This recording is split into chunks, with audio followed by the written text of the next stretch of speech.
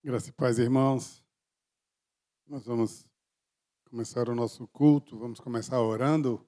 Queria convidá-los a estarem de pé. Vamos falar com o nosso Deus.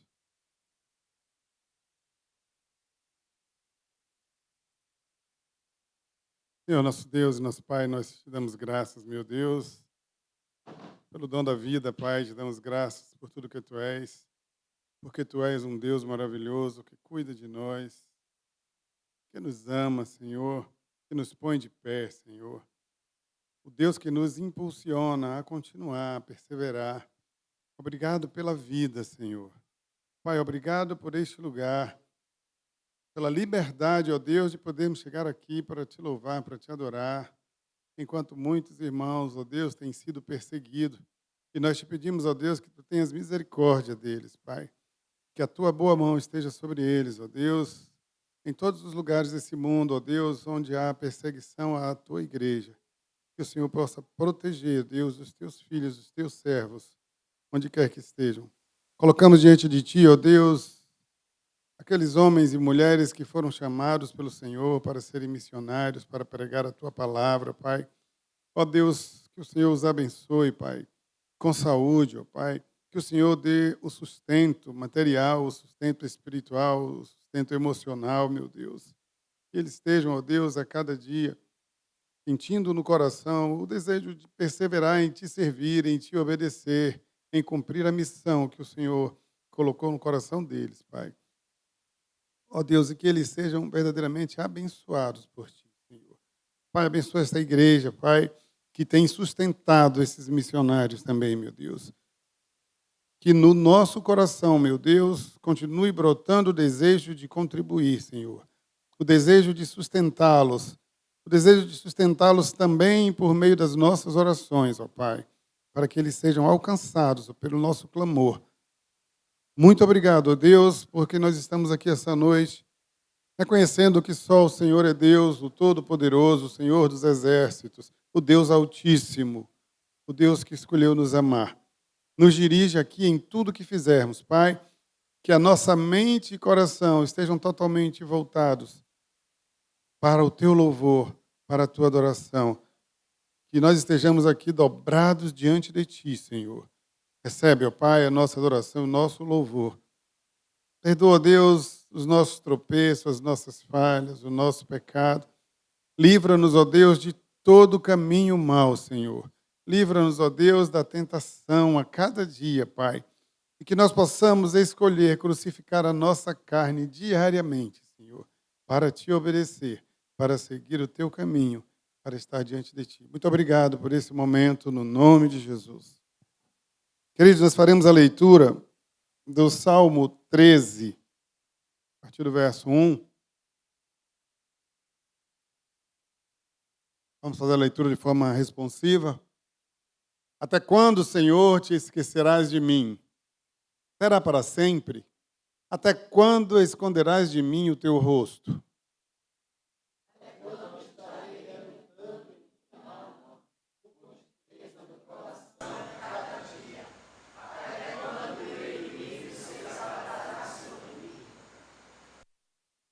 Olha para mim e responde-me, Senhor, meu Deus. Ilumina os meus olhos, para que eu não durma o sono da morte.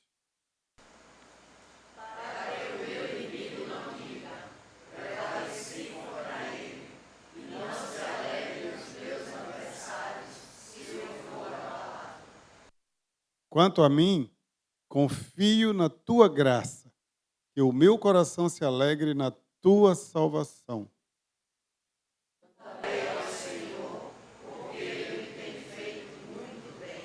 Glória a Deus, glória a Deus.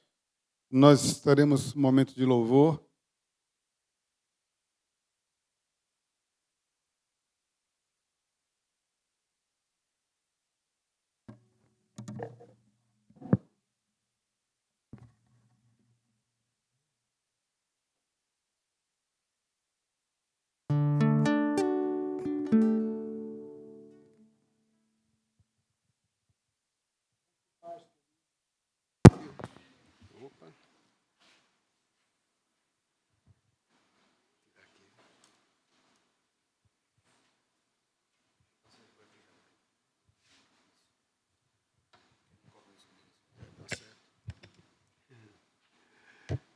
Romanos 8, o Espírito Santo inspirou o apóstolo Paulo a dizer que nenhuma condenação há para os que estão em Cristo Jesus. E os que estão em Cristo Jesus têm uma predisposição para amar. E a árvore que dá bons frutos, ela dá bons frutos para todos. Que aqueles que vão saboreá-los sejam bons ou não. Então, nós vamos cantar uma canção que os irmãos conhecem. Nenhuma condenação há. Ela expressa essa fé, essa segurança, por causa do sacrifício na cruz do Calvário.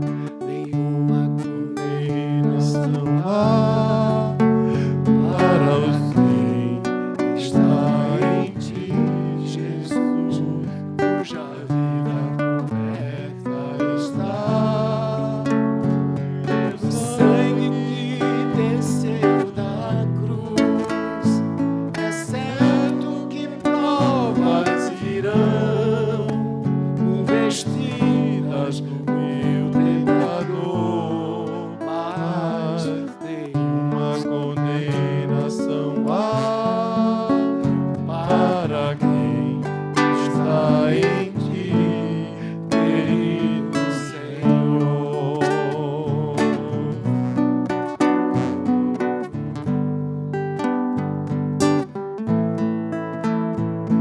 Nenhuma condenação há para quem está em ti, Jesus, cuja vida coberta está pelo sangue que desceu da cruz. É certo que provas virão, investidas do vil tentador, mas nenhuma condenação há para quem está em ti, querido Senhor.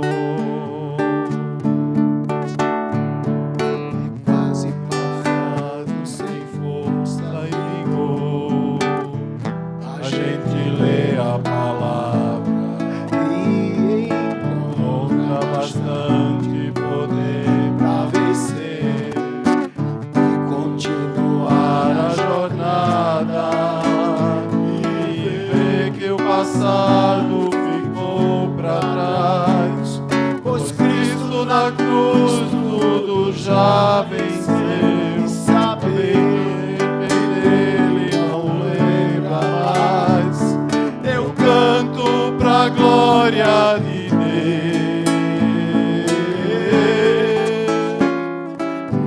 Uma condenação há para quem está em ti, Jesus, cuja vida coberta está pelo sangue que venceu na cruz. É certo que provas virão, investidas do vil tentador, mas nenhuma condenação há para quem está em ti, querido Senhor.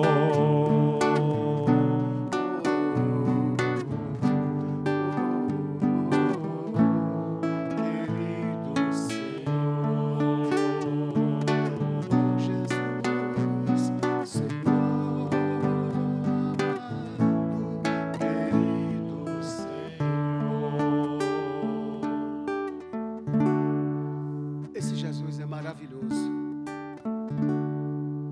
Fixemos na nossa mente que estar em Cristo Jesus é uma diferença muito grande do que está fora dele. Os que estão com Jesus ajuntam com ele, não espalham. Os que estão com Jesus estão predispostos a amar. Nós vamos cantar aos pés da cruz. Mas quando compositor falou aos pés da cruz, a cruz só tem um pé, né? Mas tinha 2 pés que estavam lá de um corpo crucificado, que era o de Jesus. Meu Jesus maravilhoso, minha inspiração a prosseguir, mesmo quando tudo não vai bem, eu continuo olhando para ti, pois sei que tu és o melhor para mim. Há um segredo dentro do teu coração, oh, dá-me forças para continuar, guardando a promessa em oração. Firme, Deus, está o meu coração, firme nas promessas do Senhor. Eu continuo olhando para ti, e assim eu sei que posso prosseguir. E mesmo quando eu chorar, as minhas lágrimas serão para alegar a minha fé e consolar meu coração, pois o que chora aos pés da cruz, clamando em nome de Jesus, alcançará de ti, Senhor, misericórdia, graça e luz.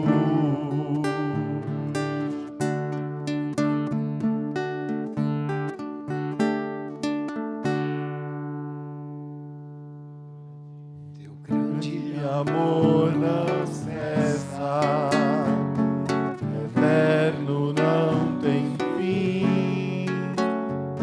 Quão grande és tu, Senhor, quão grande és pra mim.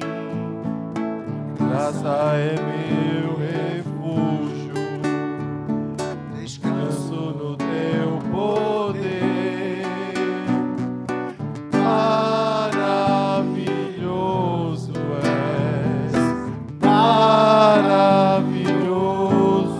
és pra mim. Deus, está o meu coração, firme nas promessas do Senhor. Eu continuo olhando para ti, e assim eu sei que posso seguir.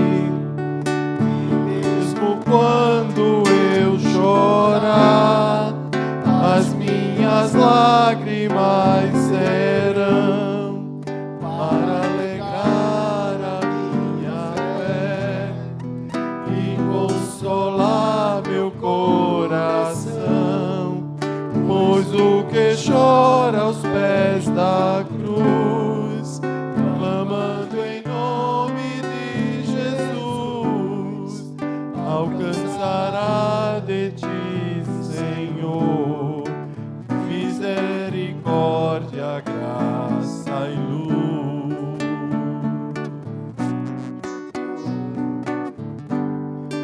Misericórdia, graça e luz.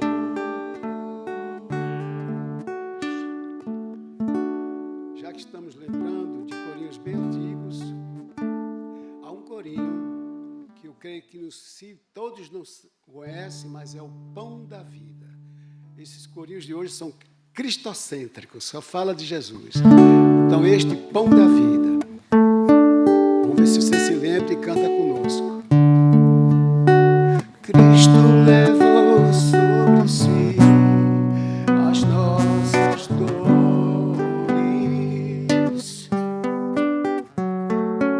Ele levou sobre si as nossas maldições. Castigo que nos traz a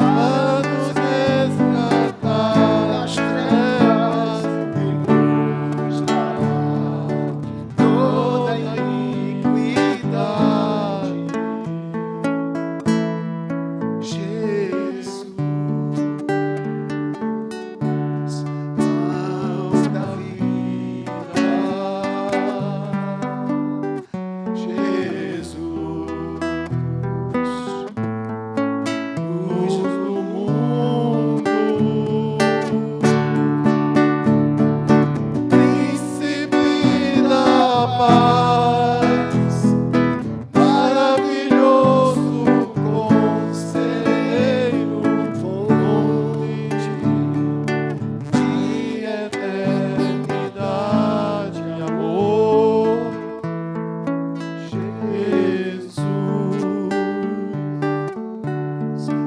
Deus Emmanuel, Jesus, Santo, Santo,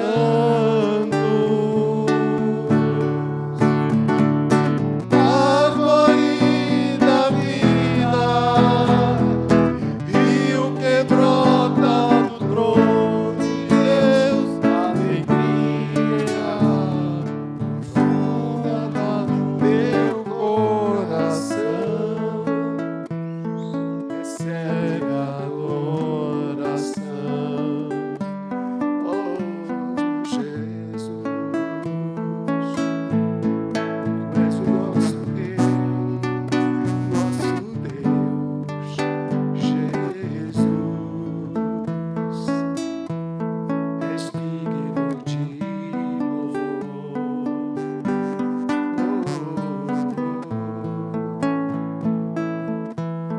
Recebe adoração. Amém? Glória a Deus. Aleluia.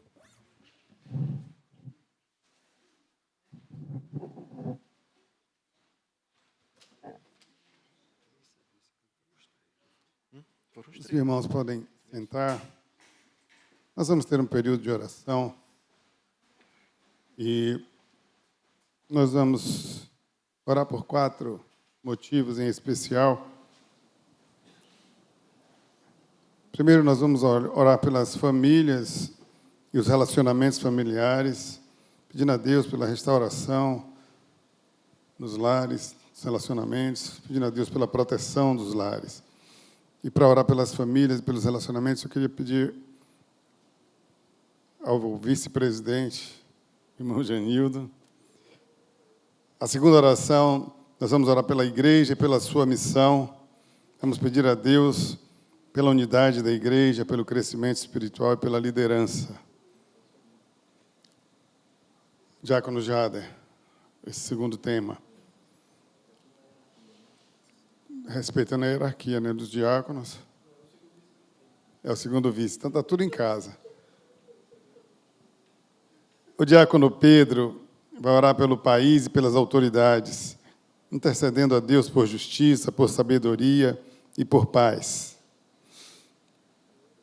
E nós vamos ainda orar pelas necessidades pessoais, necessidade de saúde, para que o Senhor possa estar trazendo restauração à saúde do seu povo. E eu vou pedir ao irmão Francisco, nosso querido Chico Silva.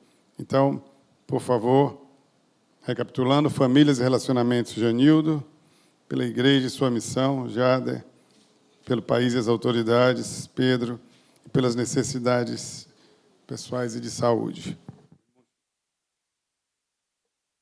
Aleluia. Vamos ficar em pé, porque esses assuntos são muito importantes para todos nós. Em nome de Jesus. Querido Pai, nós queremos orar por nossas famílias. Pelas nossas famílias, meu Deus. Orando por ela e pelos nossos relacionamentos, parentesco, familiar, hierárquico, meu Deus. Que seja um relacionamento que nós, que cremos em Cristo, que recebemos dele o investimento, meu Deus, da parte de Jesus em nós, através do seu sacrifício, através da sua palavra, do penhor que ele nos deixou conosco, que é o seu bendito Espírito Santo, que nós possamos ser testemunhas de Cristo dentro de casa, que nós possamos ser réplicas do seu caráter, réplica da sua missão, que nós possamos em casa, meu Deus, ser o que alivia e não o que causa dor.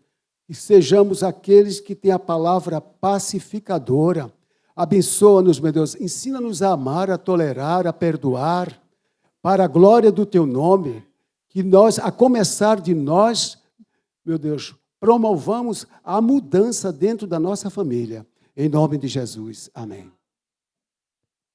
Aleluia, Paizinho. Glórias ao teu nome, Pai. Nós te louvamos porque estamos aqui na tua casa, reunidos para orar uns pelos outros, para termos comunhão, para estudarmos a tua palavra, Senhor. Pai, nós queremos colocar agora nas tuas mãos a tua igreja, Senhor. Senhor, colocamos a tua igreja no sentido geral, que a tua igreja em todos os lugares seja testemunha fiel de ti, que não venha causar escândalos, Senhor, que seja o caminho e o canal de levar pessoas a terem uma experiência pessoal contigo, Pai. Mas queremos orar também especificamente pela nossa igreja, Senhor. A nossa igreja local aqui, Senhor. Seja com os nossos pastores. Cuida, guarda, protege a vida de cada um deles, dando a inspiração, a unção divina para conduzir o teu povo, Senhor. Colocamos os nossos pastores nas tuas mãos, Senhor. Colocamos a vida de nós, diáconos, líderes da tua igreja também nas tuas mãos, Senhor, para que possamos servir com esmero, com cuidado, com dedicação para o engrandecimento do teu reino, para a edificação da tua igreja, Senhor. Queremos colocar todos os membros da nossa igreja, Senhor, cada um, daquele que tem a menor participação nas coisas, o que tem mais ativo, Senhor, que cada um esteja agora coberto pela tua unção, Senhor, pelo teu Espírito, Senhor, para que possamos ser uma igreja viva, atuante, Senhor, que os nossos planos e projetos estejam em harmonia com os teus planos, Senhor, para que tudo possa correr bem, para que a tua igreja possa ser bênção nesta cidade, nesse estado, Senhor, que nós possamos ser canais para levar outras pessoas para o conhecimento de ti, Senhor. Isso tudo nós te oramos em nome de Jesus, nosso Senhor. Deus maravilhoso Pai, o Senhor é bom. E justamente esta bondade que vem de Ti, Deus, que faz com que nós nos movamos dos nossos lares, dos nossos trabalhos, das nossas atividades diversas para vir até a Tua casa de oração. Porque cremos na Tua bondade, cremos no Teu amor, cremos no Teu socorro. E neste momento, Pai, nós queremos colocar o Brasil, essa nação, em Tuas mãos. Nós pedimos socorro por nossa nação. Deus, independente de quem esteja no poder, se A, B ou C, aqui não vale nenhuma ideologia política, Deus, mas o fato é que nós somos dirigidos por políticos, por empresários, por organizações, e nós precisamos pedir ao Senhor que vá aonde precisa ir o Teu Espírito Santo, para moldar, para endireitar, Deus, aquilo que precisa ser endireitado, para transformar, Deus, aquilo que precisa ser transformado. Deus, independente de quem votou em quem, Pai, mas nós temos um presidente, nós temos um governador, nós temos um prefeito, nós temos senadores, deputados federais, estaduais, nós temos vereadores. Deus, nós precisamos que o Senhor vá aonde cada um desses gestores se encontram, Deus, e comece a trabalhar na vida dessas pessoas, para que elas possam, Deus, estar olhando para a nossa nação, olhando para os estados, para os municípios, Deus, com um olhar de misericórdia, Deus, para que elas possam estar desenvolvendo cada papel, Deus, de forma ordeira, de forma responsável, Deus, de forma comprometida com o povo. Deus, nós dependemos dos políticos, nós dependemos, Deus, dos poderes, para que o nosso país se desenvolva, um país tão grande, um país tão rico, Pai. E nós precisamos que este país cresça, Deus, que esse país seja visto lá fora como um país padrão, porque esse país pertence ao Senhor, não promovendo demérito aos outros países, Deus, mas o Brasil pertence ao Senhor, e toda a terra pertence a Ti, porque foste o Senhor quem a formaste. Deus, tem misericórdia do Teu povo, Pai. Eu sei. Beijo com Jesus Cristo orar, sozinho na montanha, o Salvador falar, amar eternamente, desejo a Ti, Jesus. Pois tu por mim sofreste,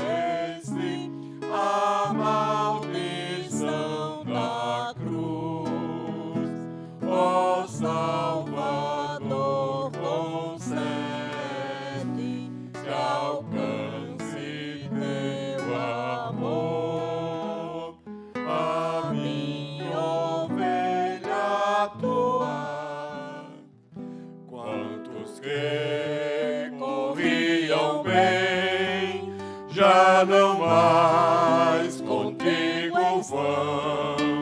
Outros seguem, mas também frios sem amor são. Vem, ó, vem, Jesus Senhor, nossas almas despertar. Oh, meu puro e santo amor, vem, ó, vem nos inflamar. Ó, vem, nossas almas inflamar. Vem agora consumir tudo quanto, ó Salvador, quer altivo resistir a teu brando e doce amor. Venha, vem, Jesus Senhor, nossas almas despertar. Oh, meu puro e santo amor, vem, ó, vem nos inflamar. Oh, vem, nossas almas inflamar. Amém.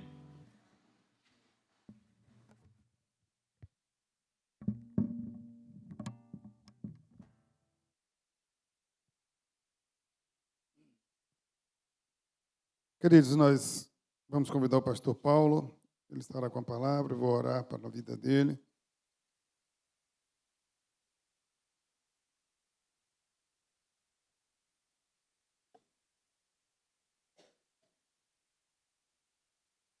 Pai, graças te damos por esse momento, ó Deus, por tudo que já aconteceu neste culto até aqui, meu Pai. Pedimos, ó Deus, que o nosso louvor, a nossa adoração chegue a Ti, ó Pai, de forma agradável, Senhor. Que o Senhor nos encontre aqui essa noite como verdadeiros adoradores. Queremos colocar a vida do pastor Paulo agora nas Tuas mãos, Senhor, que ele possa transmitir à igreja aquilo que o Senhor já colocou no coração dele. Abençoa-o, dirige-o em tudo no nome de Jesus. Amém. Graça e paz, meus irmãos. Você teve um dia cheio hoje? Alguns sim, né? Eu também tive. Por isso, chegar agora, pela manhã, estávamos com os arquitetos e alguns líderes daqui, apreciando, vendo, dando ideias para um projeto arquitetônico que lá na frente os irmãos vão tomar conhecimento. Por enquanto está apenas na esfera da idealização, né? E será apresentado posteriormente à igreja. E como fazermos aí ao lado da igreja, aquele casa que adquirimos, que está sendo trabalhada já a demolição dela, e podemos utilizar, otimizar aquele espaço, como também o prédio Pastor Jabes Nogueira, de educação cristã. E algumas reformas também no templo. A ampliação da galeria, né? Nós vamos ali trazer outras implementações ao templo ali, mas os irmãos tomarão conhecimento. À tarde tivemos aqui com os obreiros e seminaristas numa reunião e combinou com um jantar nordestino, encerrando, e por isso só chegar agora aqui para a mensagem, precisamos ir em casa. Mas abramos as nossas Bíblias no Salmo 83, versículo 1. Salmo 83, 1. Eu gostaria de, enquanto os irmãos abrem, para não deixar para o final, quantos nos dão a alegria da presença. Eu vou falar um nome, mas não é visitante, porque ele é líder da nossa congregação lá em Frei Paulo, na cidade de Frei Paulo, que é o seminarista Elânio Tenório. Elânio, fica em pé aí, porque tem gente que lhe conhece, mas outros não lhe conhecem ali. É esse jovem que foi alcançado pela graça de Deus, lá mesmo no trabalho, né? Quem era que estava à frente, Elânio, quando você foi alcançado pela graça de Deus lá da congregação? Pronto, pastor Valdir e Eliana, né? Então, que maravilha, né? Então, ali está conosco, mas quantos outros estão conosco pela primeira vez? Tem alguém que está conosco? Que bom. Vou pedir que vocês ficassem em pé um tempo e dissessem os nomes. Júnior e Rosângela. Que bom, Júnior e Rosângela estarem conosco nessa noite. Podem sentar. Uma alegria tê-los aqui. Temos mais outros visitantes aqui, né? Por favor, fique em pé. E aí, diga também o seu nome, por gentileza. Alexia. Muito bem, Alexia. Obrigado, viu? Porque decidiram estar conosco nessa noite, tá bom? E fizeram uma boa escolha, uma boa decisão. Estar conosco nessa noite, nesse grupo menor aqui. E estamos aqui enquanto Primeira Igreja Batista de Aracaju.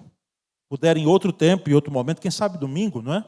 Manhã ou noite, manhã 9 horas, à noite 18 horas. À noite teremos uma cantata, O Amor Nasceu aqui, representada pelos corais da igreja. O grande coro é um coral unificado. Será uma bênção também tê-los aqui presentes. Nós vamos então ler o texto, Salmo 83, 1. Diz assim, eu lerei na versão que tenho aqui, a Almeida atualizada, depois leremos a versão aqui da tela. Ó Deus, não te cales, não te emudeças, nem fiques inativo, ó Deus. Leamos juntos a da tela.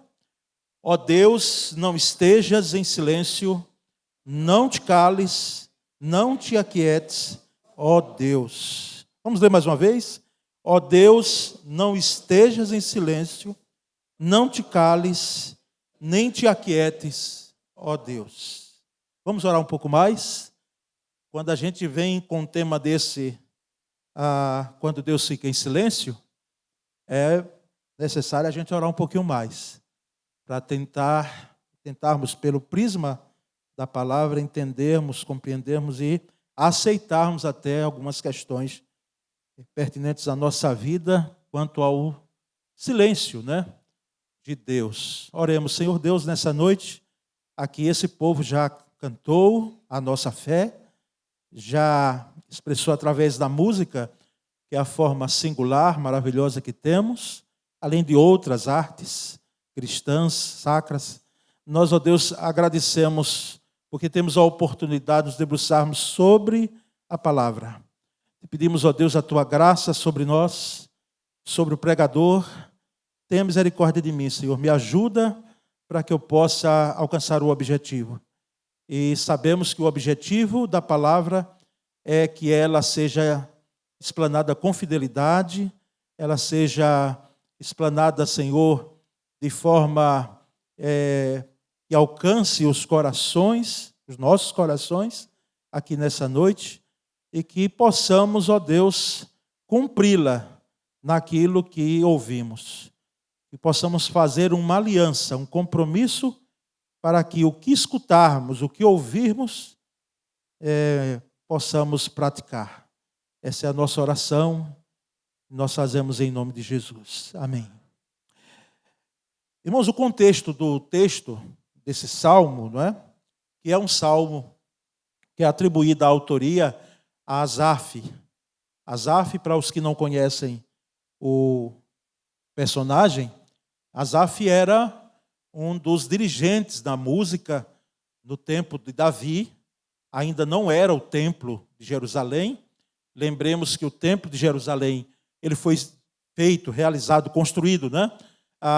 No reinado de Salomão, mas no tempo de Davi tinha um espaço de culto, que podia sim ser chamado de templo, né?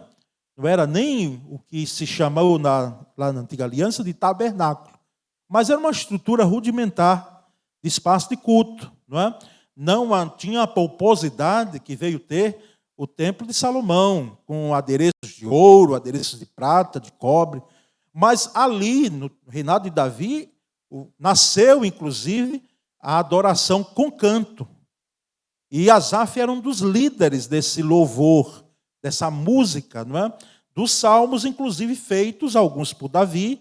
E Davi, como já dissemos aqui em outro momento, Davi passava para Jedutum, para Asaf, não é?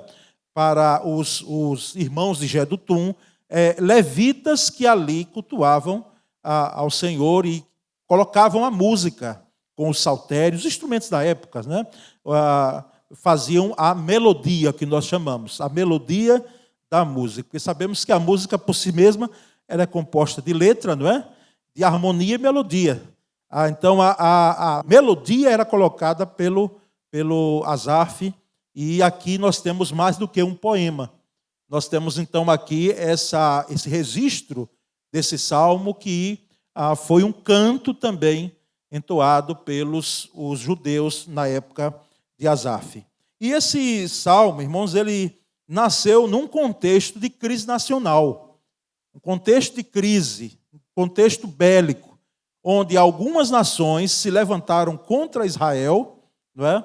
E então esse salmo, Asaf cria esse poema, cria esse salmo dentro desse contexto de guerra. Várias nações ali, elas se levantaram para guerrear, tanto é que se você for ler a partir do versículo 2, ele vai dizer claramente: Senhor, os teus inimigos, não é?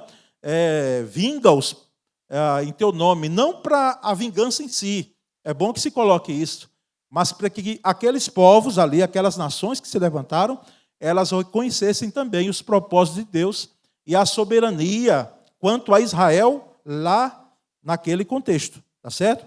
Então, o Salmo 83, irmãos, para nós, o que é que ele nos diz? Porque nós já sabemos desse contexto aí. Ele nos traz justamente o tema, o foco no confiar em Deus, no eterno Deus, na fidelidade de Deus, mesmo quando enfrentamos desafios aparentes e transponíveis, não é? Então, o Salmo ele vem com essa temática, de nós confiarmos em Deus, mesmo que dentro de você, ou fora de você, ao seu redor, esteja uma guerra sendo instaurada ou já em andamento, tá certo? Então, esse é o foco do Salmo, e traz logo no primeiro versículo essa questão da aparente inatividade de Deus, do aparente silêncio de Deus, porque nós vamos perceber aqui que Deus fala até através do silêncio dele. Então, esse é o contexto do texto, e nós vamos entender que lidar com silêncio nunca foi fácil. Não é? Nunca foi fácil. Tem um pensador que, inclusive, disse que o silêncio é de ouro, né? Eu não tenho aqui a lembrança do nome, mas o silêncio é de ouro. É de ouro às vezes, mas outras vezes é desconcertante. Você já falou com alguém que a pessoa, você às vezes passa assim até para uma questão da educação, né? Tem gente que você mesmo não tem intimidade, mas boa tarde, boa noite, e as pessoas não respondem, parece que são feitas de pedra. E não é assim, porque não ouviu, não, é porque elas não querem mesmo, elas não querem falar a ninguém, né? Não querem ter, acha que isso aí elas têm o direito de fazer isso numa boa, né? Mas é desconcertante. Mas esse aí, como nós não conhecemos tanto, não desconcerta tanto, mas desconcerta entre os cônjuges, né? Entre os cônjuges, o silêncio. E às vezes, eu não sei, aqui eu acho que nenhum casal faz isso, pastor Cláudio. Nenhum, né? Aquele silêncio punitivo, onde se instaura um silêncio, ou seja, marido, ou seja, mulher, seja filho em relação ao pai, o pai em relação ao filho, por causa de algum motivo, por causa de alguma questão que ficou ali sem ser resolvida, e se instaura o silêncio. Se sai de casa, entra em casa, mas é emudecido. Como alguém já disse, entra calado e sai mudo. E nós vamos perceber que isso desconcerta. Inclusive, sinaliza a imaturidade que muitas vezes nós temos, seja também no contexto de igreja, porque eu ouço falar de irmãos que parece que tem dificuldade de falar com o outro, por alguma questão lá passada. E não dirigem, às vezes, a palavra. Eu tenho dificuldade de dirigir a palavra. Eu não sei como vai se fazer no céu. Porque se quer ir para o céu e vai para o céu e é crente, eu não quero aqui entrar no mérito da salvação, mas como é que vai se fazer lá? Como é que você pensa que vai entrar assim lá no céu, desse jeito, com essa conduta? Você pensa mesmo nisso? Então é bom repensar. Porque nós sabemos, irmãos, que o silêncio, e esse silêncio de Deus, não quero me demorar no silêncio nosso, porque já diz que dentro dos silêncios nossos, pode ser um silêncio também, é claro, pedagógico, para um filho, quem sabe. Eu lembro que li a história de um pai, que ele pediu ao filho para levar o carro no mecânico, na oficina. Filho, leva o carro na oficina, né? O carro está com problema. E aí o rapaz, o filho, foi, ele disse, você vai, porque depois eu vou te encontrar a pé, lá na oficina. E o filho foi e levou. Mas antes do filho ir para a oficina, o filho foi dar, como diz os jovens, um rolé com os amigos. Entrou em contato com os amigos e foram curtir com o carro quebrado. Imagina que coragem, né? E rodaram lá e foram para outro lugar. E quando o pai liga para a oficina, disse, fulano, mecânico, está aí meu filho? Ele disse, não teve aqui não. Não trouxe não, o carro não está aqui não. Mas como? Eu disse que era para ele ir para aí. E aí, o pai vai para a oficina, esse filho, depois de fato, leva o carro para a oficina, e o pai se encontra, quando chega, o carro já está lá, na oficina, e o filho pensou que estava tudo bem. Quando o carro já está consertado, aí o pai disse, meu filho, vamos voltar. Agora, vem aqui dirigindo, que eu vou na frente do carro, caminhando. Voltaremos para casa, eu na frente do carro, caminhando e você me acompanhando, dirigindo atrás. Você imagine que cena. Se dá agonia para a gente, dirigindo com alguém que está ali, vendo um celular, quem sabe, dirigindo. Ou, quem sabe, comendo o seu juiz que está ali atrás para ver o que é que você faz. Não é? Bem devagarinho, você imagina alguém andando na frente do carro. Não é? E aí, quando chegar em casa, o pai parou, e aí o filho disse, pai, por que o senhor fez isso? Por que é que o senhor veio na frente do carro? E eu vim assim, não podia nem passar às vezes a segunda marcha. Por que é que o senhor fez isso? Ele disse, meu filho, eu estava lhe dando a oportunidade, nesse tempo, para você pensar o que foi que lhe fez você mentir para mim. Porque quando eu lhe perguntei, sim, o pai tinha perguntado ao filho se tinha levado o carro de imediato, e o filho disse que sim. Mas o pai sabia que ele não tinha levado de imediato, ele foi primeiro curtir com os amigos. Ele disse, eu estou lhe dando a oportunidade para você pensar o que fez com que você mentisse para o seu pai, dizendo que você tinha levado de imediato o carro para a oficina quando você foi e não fez isso. O silêncio pode ser pedagógico, mas o silêncio de Deus, irmãos, inclusive tem um escritor chamado James Long, que ele disse, porque Deus fica em silêncio quando mais precisamos dele? É uma pergunta. Por que é que Deus fica em silêncio quando mais precisamos dele? Possivelmente, irmãos, o mais desconcertante de todos os tipos de silêncio seja o silêncio de Deus. O silêncio de Deus. Nós devemos estar bem atentos, não apenas quando Deus fala, mas também quando Deus silencia. Pode notar, você já ouviu mais de uma vez, fala, Senhor, né? Inclusive, é comum quando cultuamos, Senhor, fala, que a tua palavra fale, fala no Senhor. É a nossa oração, que inclusive é uma oração feita na Bíblia, na Escritura. Mas a pergunta que pode ser feita também é por que Deus tem que falar sempre?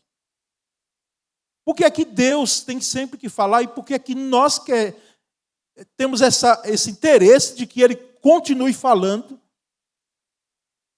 e não fique um momento sequer em silêncio, ou anos sequer em silêncio. Porque, irmãos, depois de Malaquias, essa foi pergunta do Provão, acho que saiu, é saído, né? Qual foi o último profeta? Saiu, Josué? Você que fechou a prova? Né? Qual foi o último profeta no Antigo Testamento? Não é? Antes de Jesus. E é bom lembrar também que João Batista foi um profeta e que ele vem com os adereços, a roupa do Antigo Testamento, lá de Elias, parecido com Elias. Tanto é que perguntavam se ele era Elias, né? Porque a figura, a indumentária, né? Era de profeta lá, como Elias, Eliseu, lá daquela antiga aliança. Mas depois de Malaquias, quem lembra quantos anos de silêncio ficou até surgir João Batista? Cerca de 400 anos, irmãos. 400 anos sem ter um profeta que se levantasse para falar com o assim diz o Senhor, conselho da profecia. Então, nós sabemos, irmãos, que precisamos ficar atentos também quando Deus silencia. Quando Deus silencia, quando Deus fica em silêncio, pode ser uma mensagem tão importante quando Ele fala. Ou se Ele fica em silêncio, pode ser uma mensagem importante, uma palavra importante, uma mensagem para nós, como se Ele falasse. Na música, eu pregando um tempo desse, fiz referência, e a gente vai fazendo referência sempre. A pausa, para os que são mais entendidos em música aqui do que eu, sabem muito bem, a pausa da música, seja de um tempo, seja de que tempo for, de 2, 4 tempos que temos, não quer dizer que não teve música, teve, só não teve som. Mas a música está ali. Assim também ocorre com o silêncio de Deus. E nós vamos então nessa noite, irmãos, percebermos alguns pontos, né? Alguns destaques em relação, porque Deus fica em silêncio. E como lidarmos com esse silêncio aparente de Deus? Por que ou para que Deus fica em silêncio? É a pergunta que a gente vai tentar buscar nos versículos que temos, nos textos que temos, para que possamos entender melhor e aceitar, né? Aceitarmos essa realidade. Primeiro, para lhe trazer consciência do pecado não confessado. Eu estou usando sempre direcionado a você e a mim. Então, sempre nessa pessoa. Para lhe trazer consciência do pecado não confessado, quem sabe? Né? Não há essa possibilidade de termos pecado e não confessarmos o pecado, guardarmos o pecado, quando Davi, como eu estava lembrando aos obreiros hoje, por um ano. Porque quando Natan chega diante dele para contar aquela história impactante que o próprio Davi dá o veredicto dele, já tinha se passado quase um ano. Os meninos já tinham nascido. Então, pelo menos 9 meses, né, já tinha se passado. E Davi ali quietinho, disse, não, aí tranquilo. Eu sou o rei, o Senhor me ama, Ele me escolheu, Ele me ungiu através do profeta Samuel.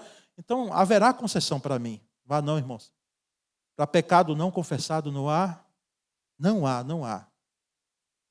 concessão. Porque pecado não confessado é pecado pendente. Então, quem sabe Deus não está em silêncio para lhe trazer na consciência e no seu coração, dizendo, ei, Paulo, tem algo pendente aí. E para a liderança pesa mais, viu, irmãos? Para todo crente. Todo crente. Agora sim, na liderança pesa mais por quê, pastor? Porque o pecado de um líder não atinge ele só. Atinge a comunidade, atinge a igreja. Um deslize de um líder, de um pastor, de um líder, acaba atingindo o rebanho. Ferirei o pastor e as ovelhas do rebanho serão dispersas. Não é? Nós temos assistido isso. E os irmãos talvez não tenham conhecimento, ou a gente não vai estar olhando mais Os irmãos que militam no direito sabem muito bem que isso é quase que diariamente. Agora, é bom que também você que é pai, que é mãe, não é?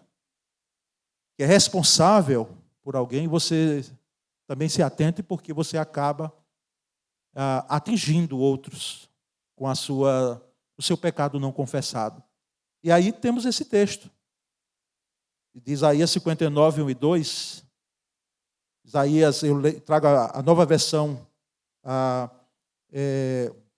NVT, dizendo: ouçam, o braço do Senhor não é fraco demais. Em outra versão tem, não está curto, está encolhido, não é?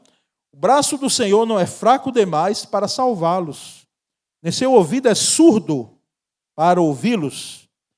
Foram suas maldades que os separaram de Deus por causa de seus pecados.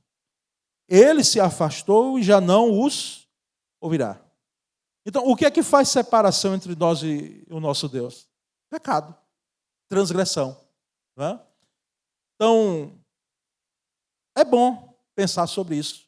Será que alguém aqui no nosso meio, ou que vai ver a gravação dessa pregação e ouvindo, tem algum pecado não confessado? E isso tem provocado um silêncio em Deus. Deus diz: eu não vou. E de olha que Deus não é vingativo assim, não. Ele é pedagógico. Ele diz: eu vou fazer como fez aquele pai lá. Eu vou na sua frente, caladinho, para você ir refletindo porque você precisou pecar. E você pecou, aliás, precisou não, porque você pecou e você não confessou.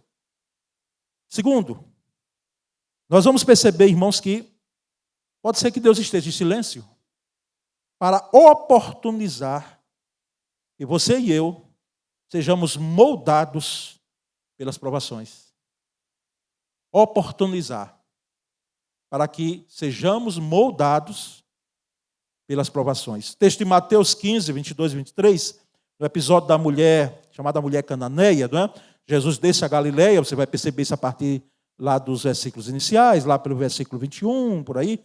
Ele deixa a Galileia e vai para as regiões de Tiro e Sidom. E ali naquela região de Tiro e Sidom, quando ele está passando com o grupo apostólico dele, então corre uma mulher cananeia, não era judia, e ela começa a gritar atrás de Jesus e dos apóstolos. Mas o foco dela era Cristo. Dizendo: Senhor, Senhor, socorre porque minha filha está endemoniada. Vamos ler o texto primeiro? Que peca. Eu não posso pecar desse jeito. Tem que ler primeiro o texto para depois comentar. Mateus 15, 22 e 23. Leiamos juntos. Vamos ler juntos. Uma mulher cananeia que ali morava veio a ele suplicando: Senhor, filho de Davi, tenha misericórdia de mim. Minha filha está possuída por um demônio que a atormenta terrivelmente. Jesus não disse uma só palavra em resposta. Então os discípulos insistiram com ele: mande-a embora, ela não para de gritar atrás de nós. Pode ser que ele esteja em silêncio para moldar, para ver como é que você vai, não é que como você vai reagir, mas como é que você vai fazer a leitura de um silêncio que tem um propósito. Porque não foi em vão. E nós percebemos que essa mulher estava aflita e tinha todo o direito para estar. Porque alguém está endemoniado, irmãos, é uma cena desconcertante. É algo terrível. Imagina sendo filha. Você vê um filho, uma filha endemoniada, possuída, não é? Por uma entidade onde os movimentos, tudo que essa pessoa faz, a mente inclusive, está sendo possuída por uma entidade, por um demônio. Então ela tinha todo o direito de estar agoniada. Como é que você estaria no lugar dela? Como é que nós estaríamos? Por isso que ela sai gritando atrás de Jesus. E os discípulos ficaram tão agoniados com o silêncio de Jesus. Por isso que eu sublinhei aqui, Jesus não disse uma só palavra em resposta.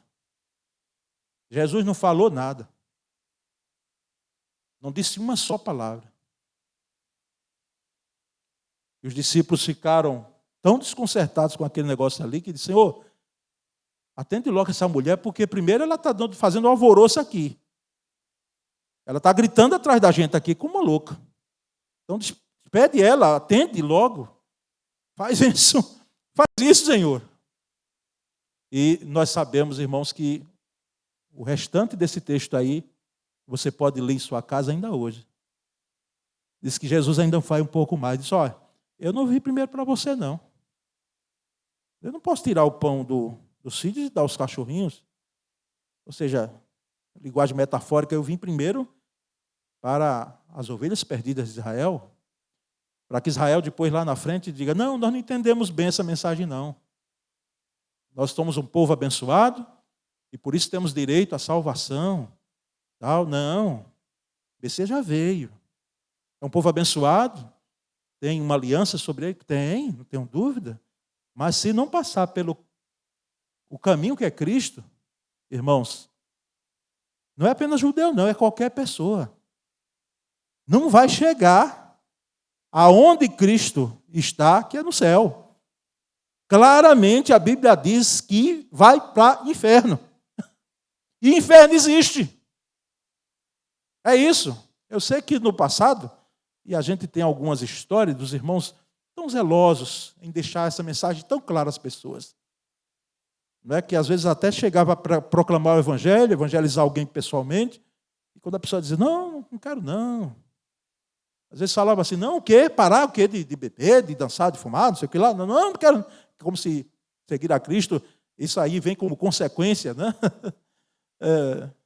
De lançarmos fora tudo isso. E aí, automaticamente, ele dizia, não quer Cristo não, então vai para o inferno. Vai para o inferno. Talvez a forma, talvez não, certamente a forma de apresentarmos o Evangelho, em colocarmos centro na questão de céu e inferno, ela precisava ser revista. Mas uma coisa é clara, irmãos.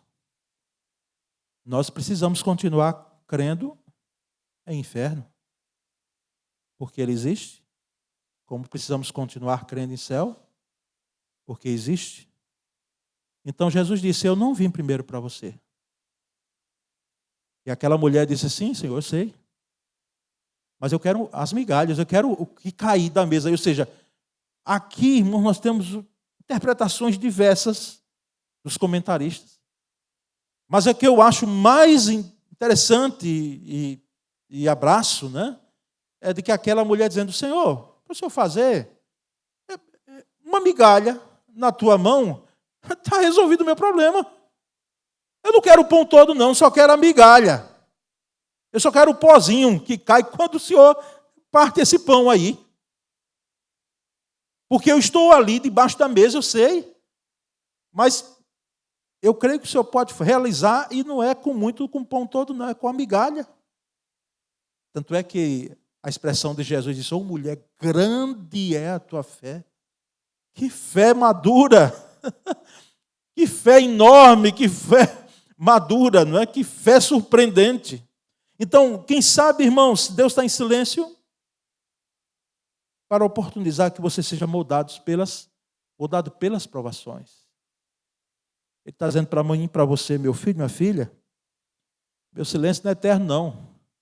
É para que você aprenda de que, de fato, eu posso realizar e fazer com que a sua vida ela seja mudada e também até de gente que lhe pertence, que faz parte da sua convivência, é gente do seu sangue. Isso fazer com que aquilo que é pouco para os homens, nas minhas mãos, é muito, por uma expressão de fé, uma atitude de fé, como aquela mulher teve. Quem sabe, irmãos, Deus está em silêncio, para que você saiba que o silêncio de Deus não anula a sua presença, é um terceiro ponto a ser destacado. Para que você e eu, nós saibamos que o silêncio de Deus não anula a presença de Deus. Ele pode estar em silêncio, e ficou 400 anos, como os irmãos disseram, em silêncio. Pode ser que você esteja orando por um motivo, e parece que o céu, como alguém já disse, é feito de bronze. Tem resposta nenhuma. Nada.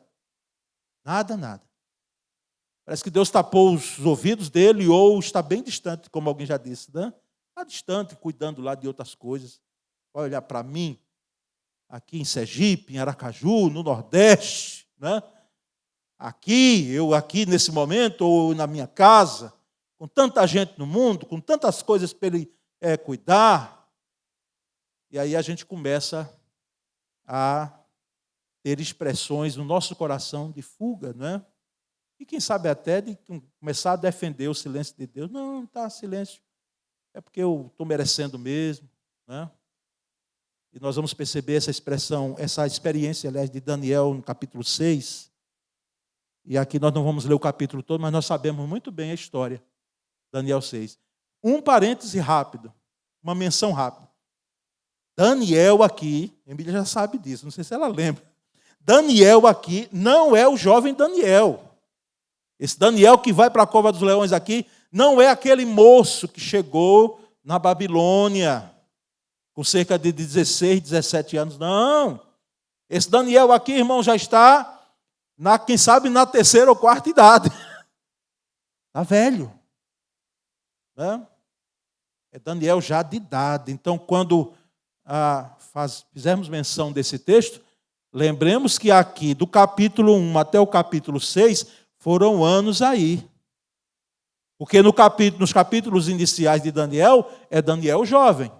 Quando ele diz, não vamos nos contaminar com essa comida aí do rei, não, oferecida a tantos deuses. Nós vamos querer outra forma aí de alimento. Mas esse Daniel do capítulo 6, ele já está velhinho. E é impressionante, né?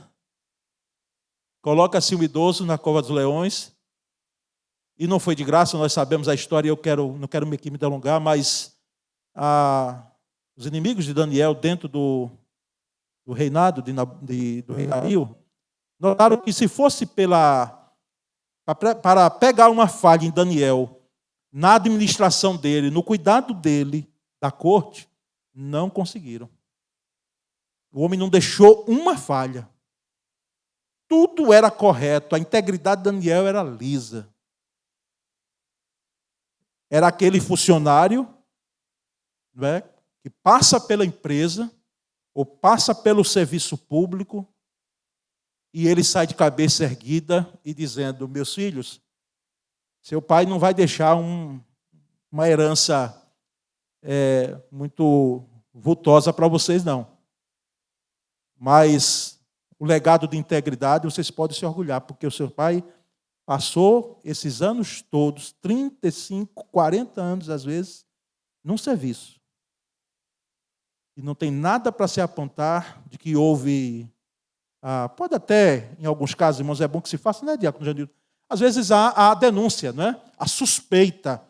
Não quer dizer que houve o dolo. A suspeita. Mas às vezes nem isso tem. Nem a suspeita passa-se ileso. Então foi o caso de Daniel. Íntegro. Integridade. É como estava dizendo, é o pai que chega e diz para os filhos, podem se orgulhar que vocês tiveram pai, e eu já ouvi mais de uma vez num velório. É uma mensagem para mim, para nós. Quem chegar e dizer, olha, nunca vi ninguém chegar na frente de casa e cobrar, porque meu pai estava devendo e não pagou, tal. Íntegro, honesto. Bem honesto. E às vezes, irmãos, atentemos nós, não era nem evangélico, crente, protestante, mas sabia o que era integridade. Daniel era assim. Então, quando perceberam que não iam encontrar falha nenhuma em Daniel, vamos encontrar falha onde? Vamos pegá-lo na fé dele. É um sujeito que ora 3 vezes por dia publicamente, abre as janelas do quarto dele, ora voltado para Jerusalém. Então, vai ser aí. Vamos lá para o rei Dario, porque ele vai assinar a lei dos medos e dos persas, que não pode ser mudada, de que durante 30 dias ninguém faça nenhuma prece a não ser ao rei Dario. E o que é que os irmãos acham? Que o rei Dario não gostou dessa proposta? Mas é claro que gostou, Porque todo governante, aliás, a maioria, para não generalizar, dos governantes, muitas vezes tem o rei na barriga. E acham que é o próprio Estado. Então, essa proposta, principalmente no contexto da época, caiu muito bem. Quando o rei Dario ouviu, disse, eu quero. Porque 30 dias, a minha personalidade sendo venerada e preces dirigidas a mim, nenhum outro Deus mais assinar. É bom a gente atentar o que a gente está assinando. É bom. Aqui, todo contrato que vem, parênteses, mas vou fechar. O jurídico lê, não é assim, Diácono Janildo? A diretora Laís faz o crivo, junto, se for preciso, submete aos pares dela. Passou pelo jurídico, eu sinto a liberdade de assinar. Foram eleitos pela igreja, mas mesmo assim ainda leio todo o contrato. Leio todo. Faço questão de ler todos os artigos. E como, irmãos, são os artigos, né? Contratos, às vezes, enormes para se manter a palavra, que antigamente se dizia que com fio de bigode, né? Ou com a palavra apenas, vai ser feito e pronto, e não precisar. Mas hoje nós sabemos que temos as nossas relações, né? Sociais e quando se vai para outros campos, de estar registrado. Mas é bom nos atentarmos ao que estamos assinando. E é bom aqueles que fazem as leis pensarem muito bem que leis estão fazendo. Porque não existe lei que não pode ser mudada. A palavra é que deve permanecer e que é eterna. A convivência em sociedade vai exigir naturalmente uma mudança, um repensar de leis. Então, diante dessa lei dos metros de peça, Daniel vai ser lançado na cova dos leões.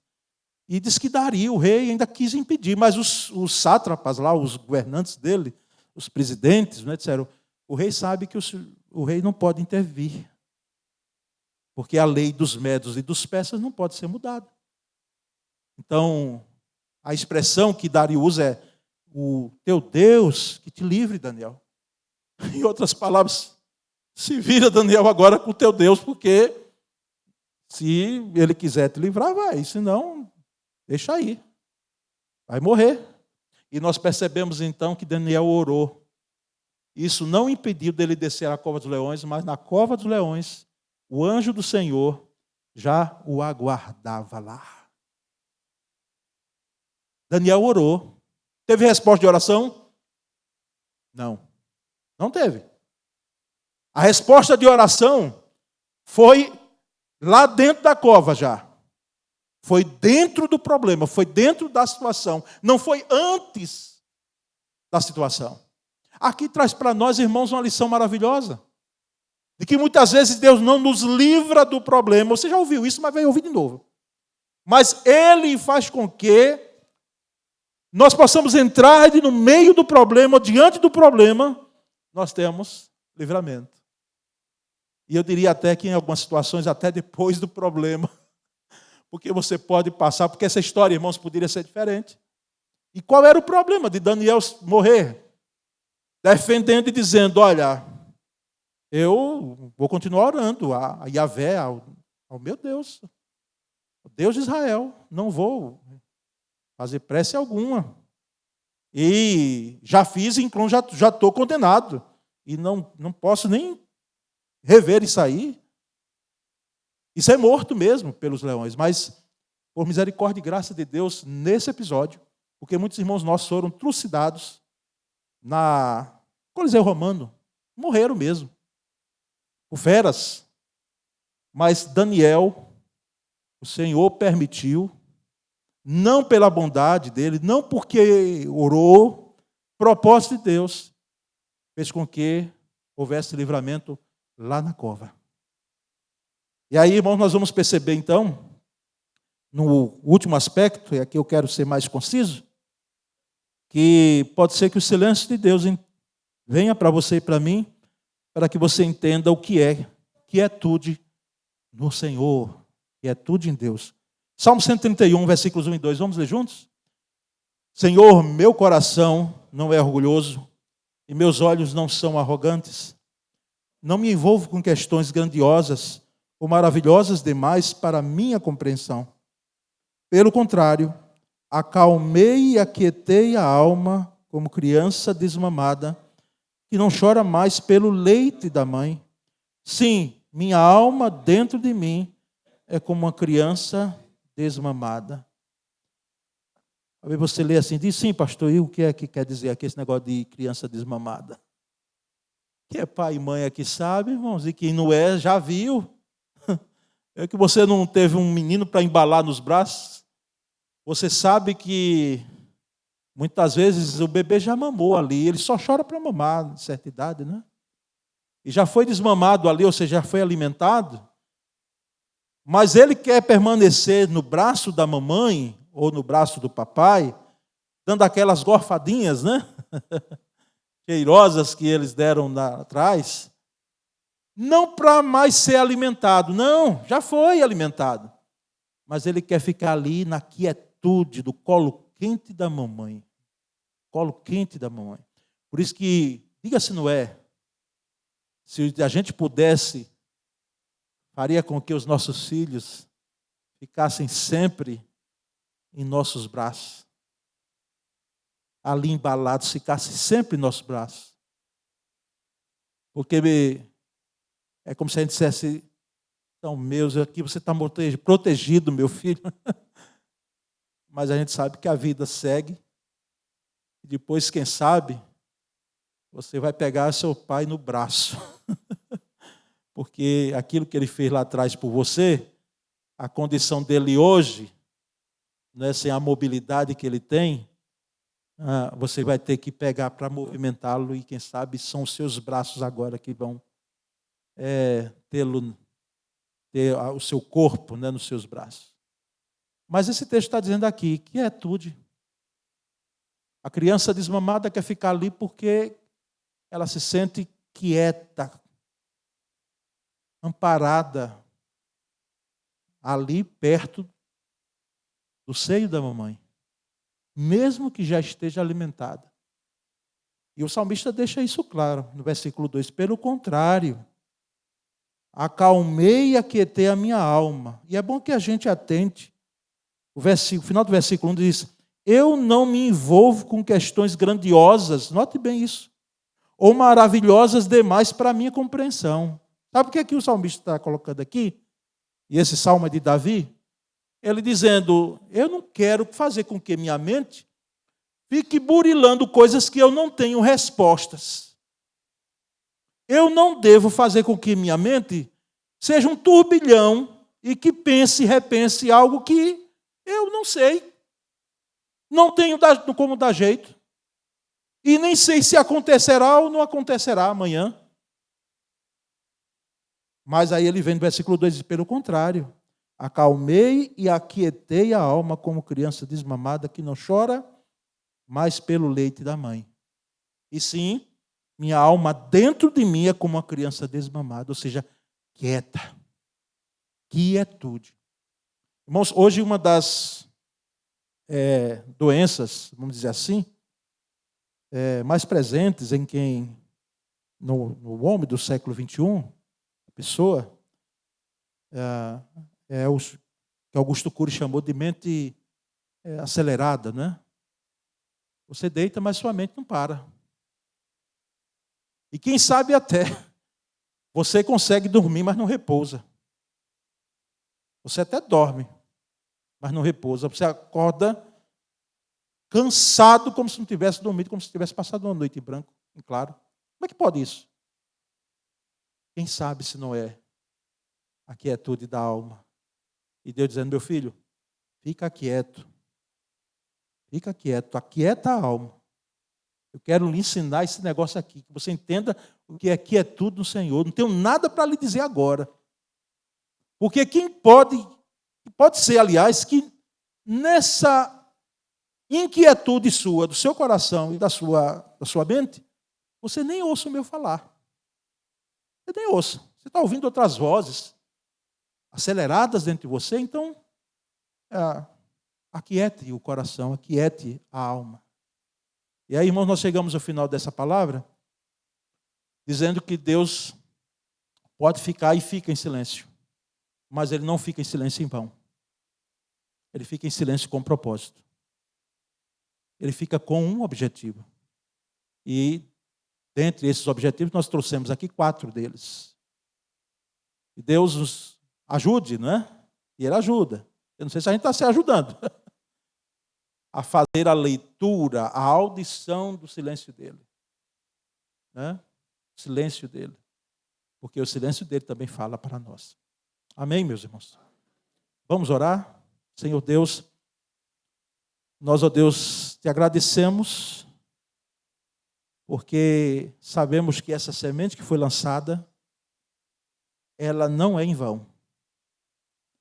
Ela vai frutificar por misericórdia e graça. E ela vai alcançar corações, os nossos corações.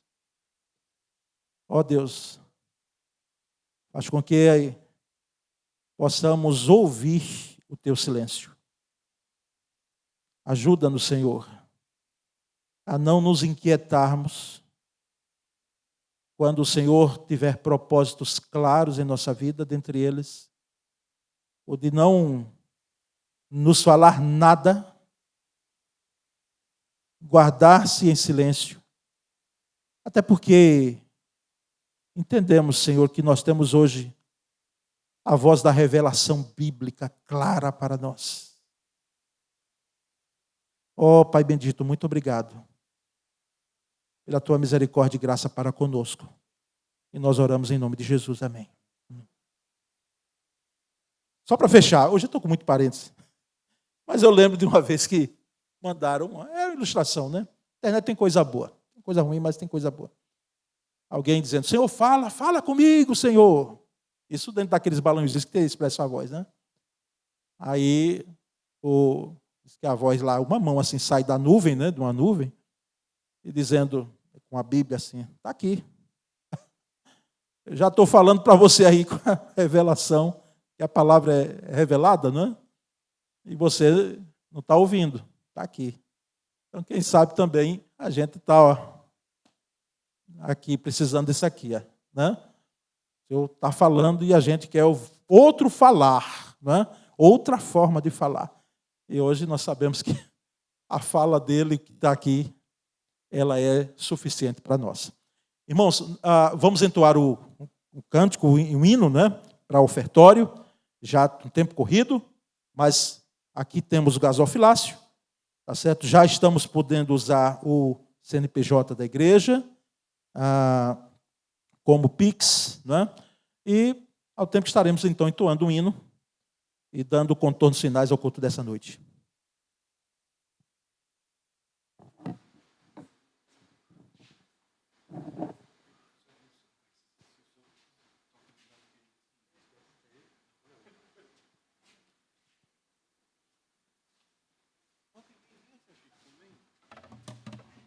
Nós vamos cantar o hino 149, Persistência em Oração.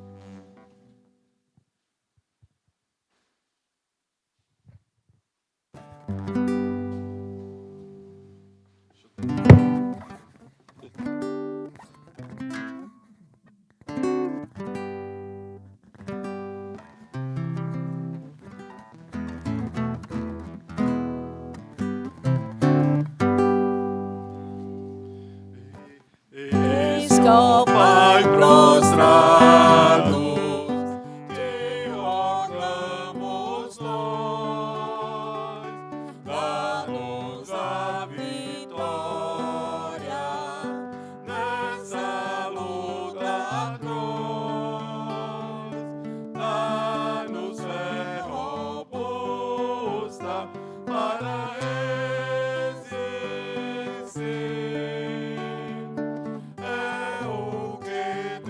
Servos vimos te pedir, dá-nos persistência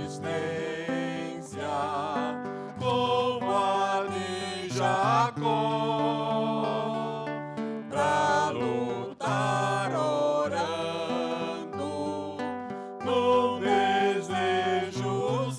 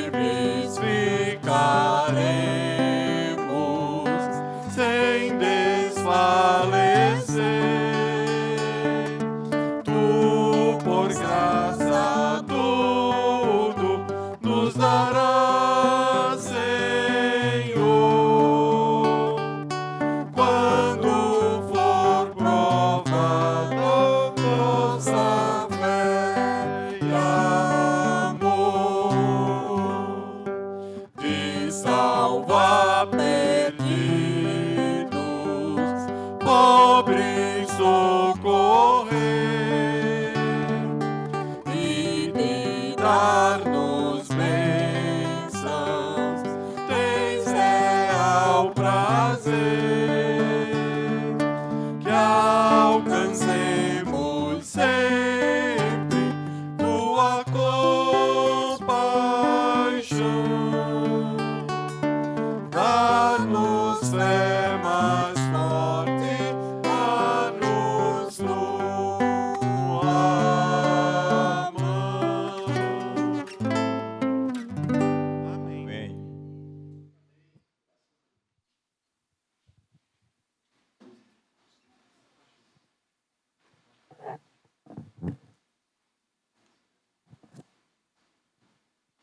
Nós vamos, irmãos, agradecer esse momento de ofertório. Vamos aqui colocarmos em oração, tá certo? Ou vamos aproveitar o evangelista e seminarista Elânio Elânio, que é Tenório, né? Pode orar daí mesmo onde você se encontra, né? Ore alto, como dizia o pastor Jabes, para que nós possamos ouvi-lo.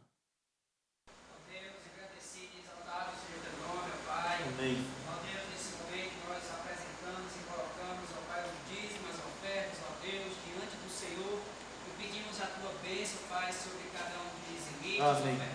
Ó Pai, que a tua casa, ó Deus, continue sendo abençoada, ó Deus, através do dízimo, das ofertas, e que possa, ó Deus, cada dízimo, cada oferta ser para o mantimento da tua casa, ó Deus. Amém. Abençoa as finanças, ó Deus, desta igreja, ó Deus, aqueles que se encontram desempregados, abre porta de emprego, ó Deus, aqueles que estão trabalhando, conserva, Pai, o emprego de cada um para a tua honra e tua glória, em nome de Jesus. Amém. Graças a Deus. Irmãos, final de semana, a Miséria está... Sexta-feira, as oficinas já estão suspensas, já teve encerramento, né? Essa é a sexta passada, então, amanhã e até o retorno, não temos. Também alguns grupos dos 7 que nós temos, dos 17 que nós tínhamos, né? Os 7, alguns já estão tendo... Já tiveram, aliás, eu participei de pelo menos 2 grupos de confraternização de as comemorações, celebrações. E, enfim, no domingo, nós vamos estar aqui, cultuando ao Senhor pela manhã, participação das crianças no musical natalino, vamos ter a pregação, né? E à noite a cantata O Amor Nasceu. Né? Também então, vamos ter uma reflexão bíblica sobre o tema da cantata. Né? Aqui nos chegou aqui um aviso, e eu vou ler pela fé. Pastor, peça doações, roupas, medicamentos, para roupas e medicamentos. Doação de roupa e medicamentos, os irmãos vão procurar o pastor Marcos Cruz, e está ali atrás que nos trouxe o aviso, tá certo? Então ele está pedindo aqui, né, Marcos? Doação de roupas e medicamentos. Né? Pode deixar aqui com Leide. Leide vai encontrar aí um lugar. Não demore em vir pegar, viu, pastor Marcos? Porque aqui está a concorrência de guarda-objetos. A gente já tem uma demanda grande aí. Tá bom? Irmãos, vamos ficar em pé e vamos encerrar com a bênção. Vamos com a bênção estar encerrando, né, o culto dessa quinta-feira. Que o amor de Deus o Pai, a graça de Jesus o Filho e a doce e poderosa comunhão do Espírito Santo seja conosco hoje e sempre, podemos dizer amém. Graças a Deus.